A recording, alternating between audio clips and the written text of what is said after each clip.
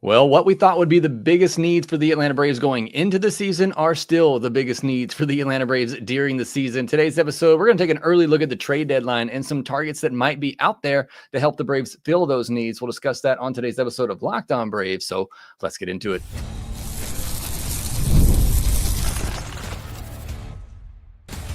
You are Locked On Braves, your daily Atlanta Braves podcast, part of the Locked On Podcast Network, your team every day.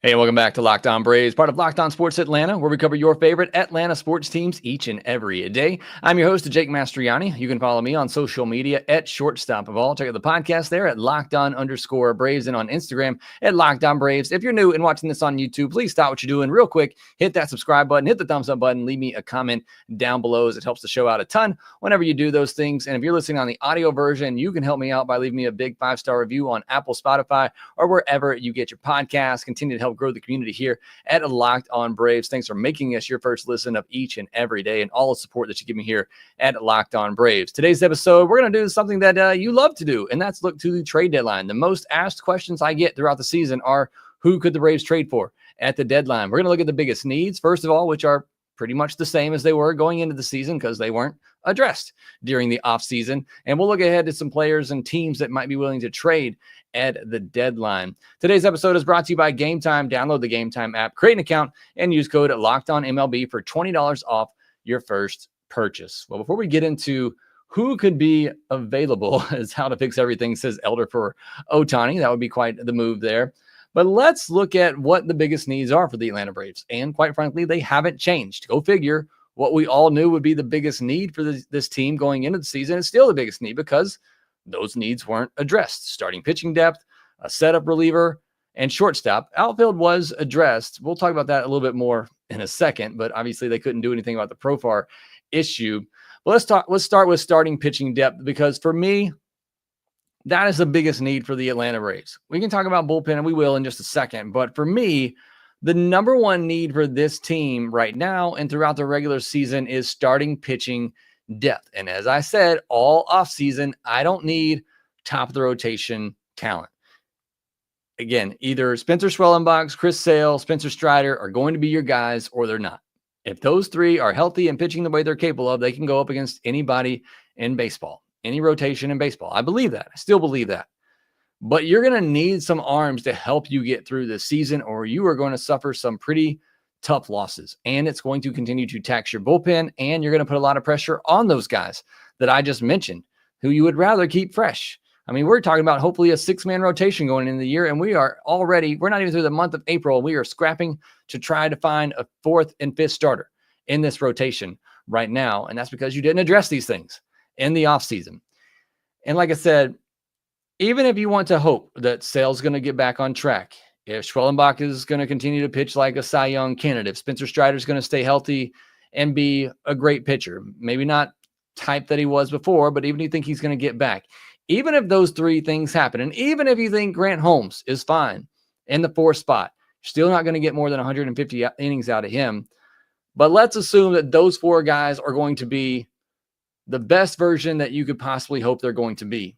You still need arms to get you through the regular season. And right now, you're having to count on Bryce Elder. We don't know the status of Ronaldo Lopez. He may be back this year.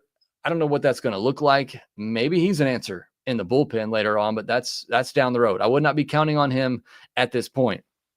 But right now, it's Bryce Elder, it's AJ Smith-Shawver, and then I don't know what after that. And look, I like AJ Smith-Shawver. He's my number 1 prospect coming into the year because I think the upside is there and what he could eventually be, but he is still young and there's still a lot of things that he needs to work on. I know Elder's coming off a great performance, and I think there's a path for him being a solid 5th starter. I just don't trust it. And again, even if you think Elder could settle into a role and give you a solid 5-6 innings every time out, you're still counting on all of those guys to be healthy and in there the rest of the year. And that's just not going to happen with the pitching rotation. You are going to need other guys to pitch for you. And there's really nobody behind them right now. Hurston Waldrop isn't showing the progress that I needed to see. And it seems like the Braves have already started to lose a little bit of confidence in him. I mean, he never really had a shot in the rotation to begin spring training. Maybe Lucas Braun and or Blake Burkhalter get a chance at some point in the second half of the season, but I wouldn't be counting on that. I mean, the other guys we're looking at are Nathan Wiles, who you saw the other day, at Davis Daniel. I mean, again, there's not a lot of great options that you have for starting pitching depth. And I get it. Not everybody can have, 7, 8, 9 starters that are major league caliber, but it's really lacking right now for the starting pitching depth. And that depth's already being tested. And you can only assume it's going to be even more tested as the season goes on. So the bottom line for me is I don't have to have a top of the rotation caliber arm, but I need somebody that can give me some quality innings that I can count on to go out there every fifth or sixth day and give you 5 or 6 innings and keep your team in the game. That's all I've been asking for. Just some sort of rotation stabilizer. I'm going to mention some of those names. A lot of them are names that I talked about in the offseason that you could have had for pretty cheap. I posted it the other day. You could have had Jose Quintana and Griffin Canning, who you already had. You could have had both of those guys for a combined $10 million. Now, some people clapped back at that and said we were all excited when the Braves DFA'd Griffin Canning and okay with that decision. But yes, at that time, we all thought the Braves were going to go out and make a splash in free agency for starting pitching. If I knew they were going to do nothing, then yeah, keep the depth of a Griffin Canning.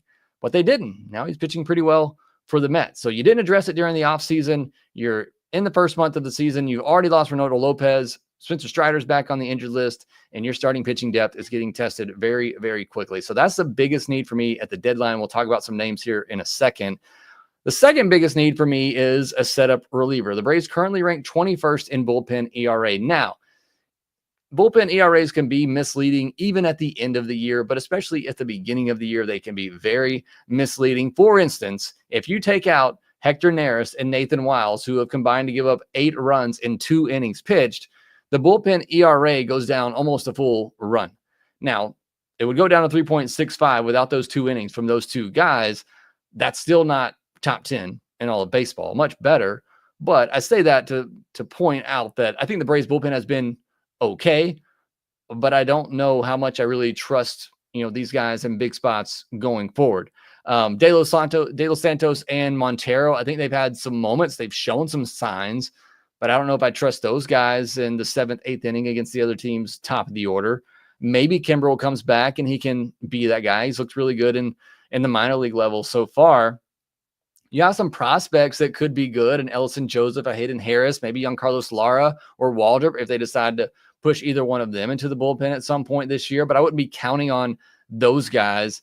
Again, the bottom line here for me, a relief pitcher, is they need another setup man, a guy that you can count on in the 7th and 8th inning to go through the top of the other team's order. And right now, about the only arm I feel pretty confident in that is Daysbel Hernandez and maybe Dylan Lee. So like I said, I'm not as worried about the bullpen. I think the formula right now is 5 or 6 from your starter and then Johnson, Lee, Daysbel, and Iglesias. And I think that's okay. And I think that's a fine bullpen. I think you can win with that bullpen, but I certainly wouldn't mind another setup arm out there, a dominant arm out there to get the top of the other team's order out in those 7th and 8th innings. So those are the 2 main needs for me. And then I'm also going to throw shortstop out there. Look, I'm a Nick Allen fan, but he's not the future shortstop. And the Braves, I said I was going to talk about the outfield. The Braves' 3 weakest positions, according to F4 so far this season, are left field, center field, and right field. The Braves' outfield has been dreadful. However, I am hopeful that an outfield of Michael Harris, Ronald Acuna, and then Verdugo, Profar at some point is going to turn things around. And the Braves' outfield is going to be okay, which does leave shortstop as the weakest position. The Braves rank 21st in F4 at the shortstop position, and that's being carried by Nick Allen's defense mostly. I'll say the same thing for Nick Allen that I said for Orlando Arcia. You can win with Nick Allen playing good defense, batting 9th. You can live with that, and you can win with that, giving you good defense, but everybody else has to be doing their job. You can win with that. But certainly, if there's an opportunity to make an upgrade, it's the one position that you can look at projecting going forward where the Braves could use a big upgrade. Is at the shortstop position. Unfortunately, I'm just not seeing too many shortstops that are going to be available at the trade deadline. We'll talk about a couple of them, but I'm not seeing anything that's going to be a huge upgrade over what you have and Nick Allen and Orlando Arcia. So those are the biggest needs for me. I asked a lot of you what you thought the biggest need was going to be for the Atlanta Braves, and you all pretty much agree with me. Starting pitcher, reliever. Some of you said manager. I don't necessarily agree with that, and I don't think it's going to happen. Unless the Braves are just completely out of it at the All-Star break. And if that's the case, then we don't need any upgrades because we're going to be sellers. But then maybe there's a managerial shift. I just can't see them doing that to Brian Snitker after everything he's given to this franchise. But those are the biggest needs for me. I don't think I saw anybody say much outside of those positions, and manager was really all I saw in the comments. But if you think there's something else out there the Braves need to upgrade at, let me know down in the comment section below. I did see one person that said second base. I get it. A lot of people frustrated with Ozzy right now. That's not happening either. Next, we'll look at some of the names who could be available, some of the teams that could be trading at the trade deadline. Some of you did point out in the comment section that the Braves aren't going to need any upgrades because they're going to be sellers. I don't agree with that either. But next, we'll take a look at some of those trade targets that the Braves might be going after come the trade deadline. We'll do that here next. Did you know your Fire TV is also an Xbox? Turn any TV into your gaming and entertainment hub with Fire TV Stick 4K devices. No console required. Just grab your paired controller, subscribe, or sign in to Xbox Game Pass Ultimate with EA Play included, and you're ready to go. Dive into hundreds of premium titles from EA Sports College Football 25, MLB The Show, Call of Duty, and Avowed, and as easily as you stream your favorite shows. It's gaming made simple, and it's all on your Fire TV. With Wi-Fi 6/6E and auto low latency mode advanced technology, Fire TV Stick 4K delivers smoother, more responsive gameplay with lightning fast speeds you need to stay competitive. Play high-quality Xbox games at a fraction of the cost of a console. Already have a console? A Fire TV Stick 4K device is more affordable and easier to travel with, allowing you to take your and your kids' games wherever you plug in. Head to Amazon.com/Fire TV Locked On to get started. That's Amazon.com/Fire TV Locked On to get started. Xbox Game Pass Ultimate subscription and compatible controller required. Available on select devices, including Fire TV Stick 4K 2nd Gen, Fire TV Stick 4K Max 1st and 2nd Gen, and Fire TV Cube 3rd Gen. Thank you, as always, for making Locked On Braves your first listen of each and every day. Go check out Locked On MLB for your second listen of the day, solely getting you caught up on everything happening around Major League Baseball, as well as the guys over on MLB Game Night. So thank you so much for for supporting me on the show here. I saw Jackson asking how I got that hat on so quickly. It's not pre-recorded. This is live. Jackson, I see your comments there for those live. But yes, make sure you go support our sponsors over there at Amazon. Let's get into some of the trade targets, starting at starting pitcher. Andrew Heaney, if he keeps pitching the way that he is right now, he's going to be maybe the most sought-after pitcher at the trade deadline. 5 games started for Andrew Heaney with the Pirates, 1.72 ERA, 0.77 whip, 31 and a third innings pitched, 31 strikeouts. I watched him a little bit of the game that he pitched against the Angels on Wednesday night, I think it was, and he looked really good. I think he had a perfect game going through 4+ innings.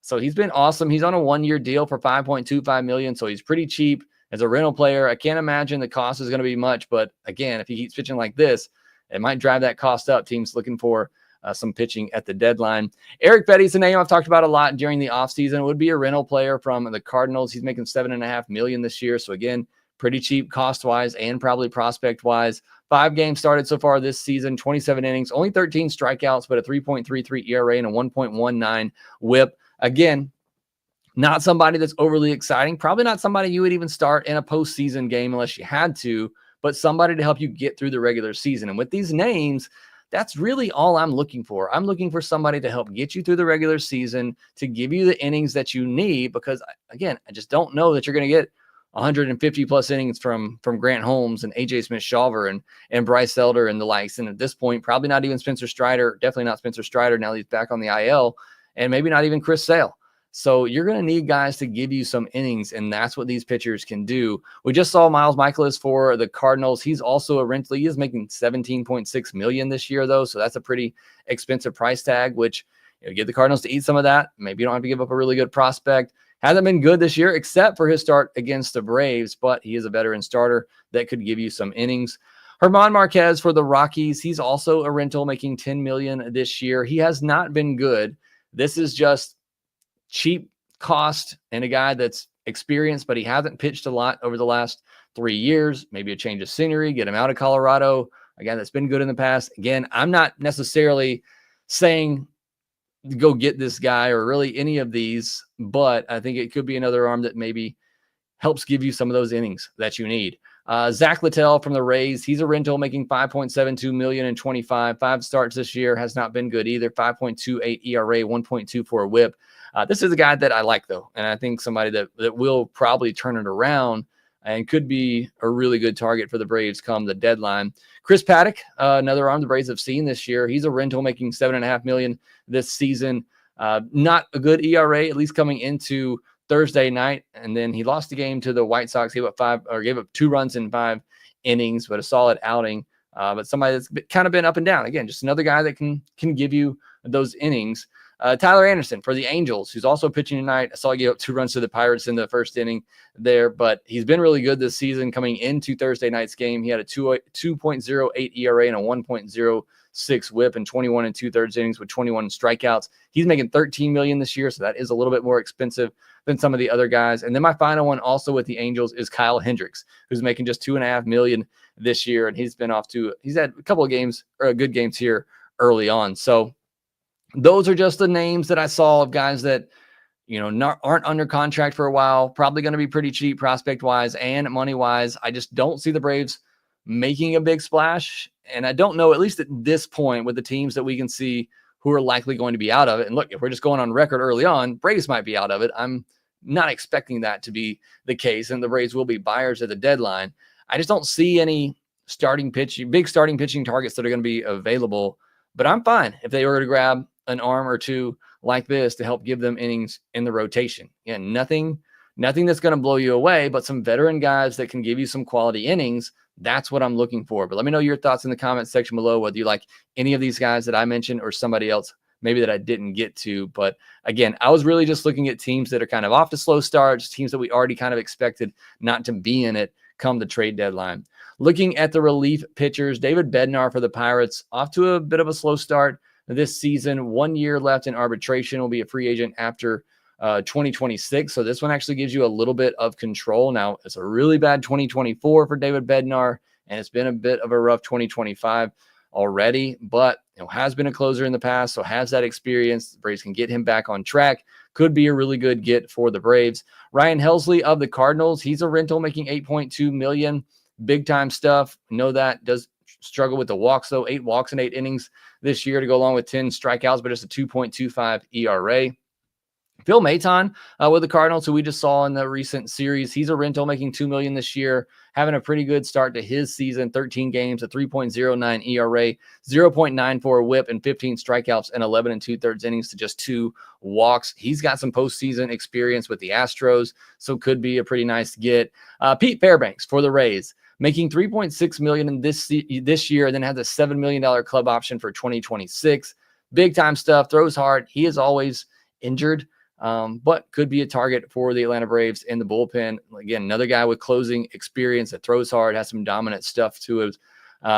Danny Coulombe for the Twins, a rental making $3 million this year. He's off to a good start, 9 2/3, just 3 hits allowed, 1 walk, and 6 strikeouts.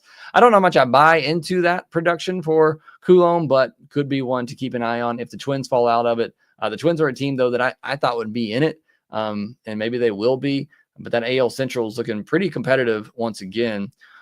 This one is a bit of a sleeper one in Robert Stevenson of the Angels. The Angels signed him to a pretty big deal last offseason. He was injured. Should be back here pretty soon. He'll make $11 million next year. He has a club option for 27. So it's not exactly cheap, but he was really good in 2023, where he had a 13.24 K per 9 with the Rays, 3.10 ERA, and a 0.88 WHIP. So if he could get back on track, he might be somebody that the Braves could target both for this year and next year when you're going to need a closer replacement for Iglesias. Now, not a lot of closing experience there for Stevenson, and he's not exactly young. But again, this all would kind of depend on what he looks like coming back. And we know the Braves and Angels are pretty good trade partners. Another one from the Angels and somebody that the Braves are familiar with is Kenley Jansen. He's a rental making $10 million this year. Obviously got to be, careful with Kenley Jansen. But, Braves could go back to that well one more time. And then Jose Leclerc for the Athletics. He's a rental making $10 million this year, so not exactly cheap. Hasn't been good to start the year either, but he has really good stuff, or at least he does on MLB The Show. But no, he does have really good stuff and closer experience if he were to get back on track. So those are some of the relief pitchers. And again, let me know any of those or anybody else that I missed that you think that might be interested, Braves might have interest in. The only shortstop out of the teams that I looked at that I think could be out of it at the deadline is Willie Castro. We talked about him in the offseason with the Twins. He's a rental making $6.4 million this year, a 108 WRC plus the last 2 seasons. He's just under 100 this year. Hasn't played a ton this season with the Twins. He might be a slight downgrade defensively at shortstop to Nick Allen and maybe just a slight upgrade offensively. So again, it wouldn't be acquiring the shortstop of the future. I still think the best possible scenario for the Atlanta Braves is the Blue Jays getting out of it in the AL East and Bo Bichette becoming available. But outside of that, I just don't see anybody that is going to be available at the shortstop position that makes a ton of sense for the Atlanta Braves. But if I'm missing something, let me know. But just looking at some of those teams that I went through, I don't see anybody that's going to have a shortstop ready to trade that's really anything better than what the Braves already have. Most of the guys that are out there are going to be a downgrade defensively and maybe just a slight upgrade offensively, kind of like Willie Castro. So I don't think that there's an obvious upgrade out there at shortstop, as much as I would love to see it happen and see the Braves acquire that shortstop of the future, because it's not Nick Allen. It's not Orlando Arcia. I don't see anybody that's close to that ready at the minor league level. If Ambior Taveras can maybe figure it out at the plate, stop striking out so much, maybe he could be that guy, but he's still a couple of years away. I just don't see anybody in the system that's ready for that. And I don't see anybody that's going to be available at the deadline. So I think if the Braves are in it at the deadline, which I expect, I think they'll likely be targeting some of these starting pitchers and some of these relief pitchers. Obviously, a long time till we get there. But again, I get asked all the time, even in the first week of the season, I get asked who the Braves are going to be targeting at the trade deadline. So while we had the off day, I thought it would be a fun exercise to go through and preview some of the names that could be available. We'll see how this changes in the months to come leading up to the trade deadline. Next, we'll preview the series against the Diamondbacks this weekend. Going to be a tough matchup against that offense, but the Braves do have their 3 best starters ready to go in that series. We'll break everything down that you need to know about that series here next. There's nothing better than catching an MLB game live, the crack of the bat, the roar of the crowd, and the smell of ballpark food. And if you're looking to go last minute, Gametime makes getting tickets easier than ever. With last minute deals, all-in prices, and a lowest price guarantee, Gametime takes the stress out of buying MLB tickets. Plus, ticket prices drop as game time gets closer, meaning you can score an incredible deal. Gametime is the official ticketing partner of Locked On, and as the MLB season is coming up, I can count on them to help grab tickets that meet my needs. The Gametime Picks feature makes finding the best deals effortless. It filters out the fluff and highlights the top discounts in the stadium. And I love that I can preview my exact seat before I go, so I know exactly what it's going to look like. So, Doc, I know you're an everydayer. I know you're listening. Braves are out in Arizona. I know you're out there. Look to Gametime to get your tickets and go support your Atlanta Braves out west. Take the guesswork out of buying tickets with Gametime. Download the Gametime app, create an account, use code LOCKEDONMLB for $20 off your first purchase. Again, download the Gametime app, create an account, and use code LOCKEDONMLB for $20 off your first purchase. The Atlanta Braves will head back out west. Did not go well last time that they were out there. This time they'll be playing the Diamondbacks and the Rockies, though. And Diamondbacks are a scary team. They were, one of my picks. I picked them to finish second in the NL West behind the Dodgers. But the NL West, best division in baseball right now, the Diamondbacks are 14-10, and they are fourth in their division, or at least they were entering the day on Thursday. So that tells you how good that NL West is right now with the Giants, the Dodgers, the Padres, and the Diamondbacks. And you got the poor Rockies, which hopefully the Braves are going to take advantage of in the second half of this trip. But the first half is going to be a tough one. In Arizona, it feels like the Braves always play them in kind of that pivotal end of month turn. It seems to be a situation that really usually turns the Braves season around. Now, maybe the Braves did that on the homestand, but hopefully that is the case on the road, and they can have a big road trip too and really go into the month of May on a good note. But looking at the Diamondbacks and breaking down their team so far. They're third in runs scored. They're fifth in home runs. They're ninth in average. They're third in on-base percentage. They have the third fewest strikeouts and the third most walks. This is my offense. If I could say how I want to build an offense, I want an offense that gets on base, that doesn't strike out. So they put the ball in play. They take their walks. They hit their home runs. I mean, this is a dangerous offense. And they're 13th in stolen base. Honestly, expecting them to be higher than that in stolen base. But and this is going to be a really good offense and a tough challenge for the Braves. Now, some hitters to watch in this series. Corbin Carroll off to a fantastic start, hitting .327 with a .404 on base, 8 doubles and 9 home runs. He's already almost to double digits, doubles and home runs, 4 stolen bases. Josh Naylor hitting .326 with a .400 on base, 6 doubles, 4 home runs, 12 walks to just 9 strikeouts and 4 stolen bases for Josh Naylor. Pavin Smith hitting .383, a .500 on base with 9 doubles and 4 home runs. We may not see him on Friday night against the lefty and Chris Sale. He is somebody that a lot of talk about him going into the season kind of being that Jock Peterson for them. You know, they let Jock Peterson go. He went to Texas, which Jock just snapped an 0 for 41 streak. Good for him.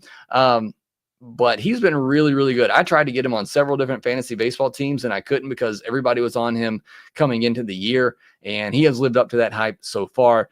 Ketel Marte is on the injured list right now, so the Braves will dodge him in this series.